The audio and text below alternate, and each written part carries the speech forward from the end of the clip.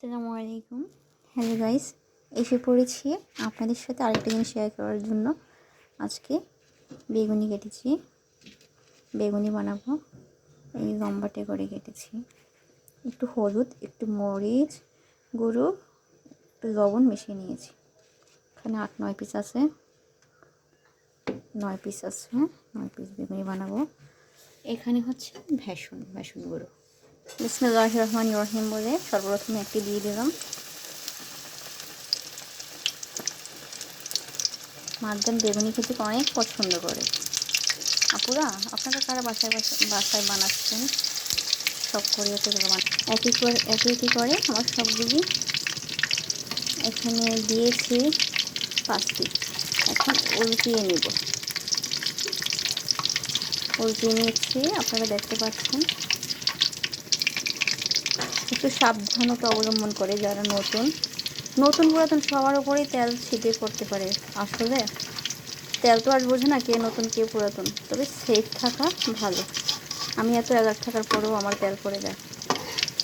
আমার কি একটা কপাল জানেন, শুকনো মরিচ ভাজলেও ঠুস করে ফোটে, ডিম ভাজি তো মাঝে মাঝে হাতে তেল পড়ে যায়, তারপরে বেগুনি মাছের সময় তো ফুটেই।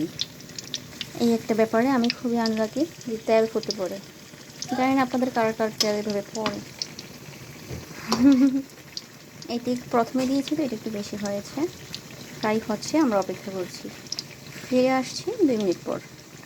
আরেকটা কথা, ফুলকো বেগুনের জন্য আপনারা 2বারই হয়, 3বার উল্টালে ভালো হয়। এত বেশি করার দরকার নেই। ঠান্ডা হওয়ার পরে এটার কালারটা আবার আরেকটু করা হয়। আর আমি বেকিং পাউডার দিয়েছি, কিন্তু সোডা দিইনি। বেকিং পাউডার দেওয়ার কারণে কিন্তু বেকিং পাউডার কিন্তু এই কালারটা করে, কালারটা করে। একটু তো তুলে নিব। প্রথম চাটনিগুলো তুলে নিয়েছি। ভেষনের মধ্যে যদি আমরা গরম তেল একটু ঢেলে দিই 2 চামচ, তাতে কি হয়, বেগুনি বেশি তেল হ্যালো গাইস, দিয়ে দিয়েছি পরের চারটা। আমি যে আপনারা দেখেছেন, আমি একদম অন থেকেই বলেছি 9টা ছিল। প্রথম যেতে 5টা, 6, 7, 8, 9টা। তো আমরা একটু পরে উল্টিয়ে দেব। 1 মিনিট যাবার পরে ফিরে এসেছি। এখানে উল্টে দিয়েছি। আর 30 সেকেন্ড 40 সেকেন্ড পরে ইনশাল্লাহ উঠিয়ে নিব।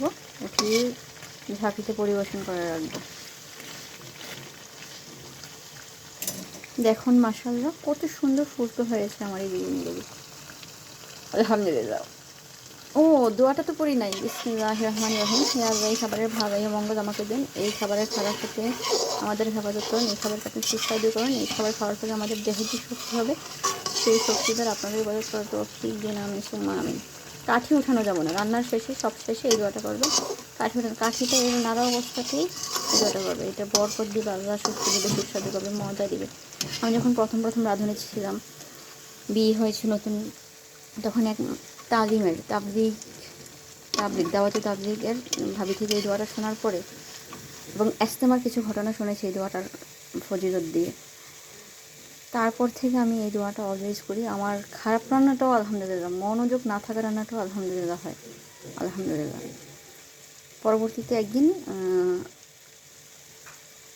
ইস্তেমাতে কী হয়েছে, দুইটা ঘটনা আমি আপনাদেরকে শেয়ার করবো অন্য ভিডিওটি বেশি রং হয়ে যাচ্ছে, ধৈর্য ধরে দেখার জন্য দুঃখিত। এই যে সবগুলো বেগুন মাশাআল্লাহ আলহামদুলিল্লাহ। আজকে বেগুনের সাইজটা লম্বা করে নিলে আসলেই সুন্দর হয়। আসসালামু আলাইকুম ওয়া রাহমাতুল্লাহি ওয়া বারাকাতুহু।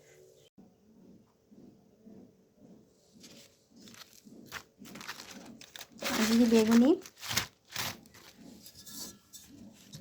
এগুলি হচ্ছে শাক এবং সবজি পাকোড়া ভেষনের সাথে।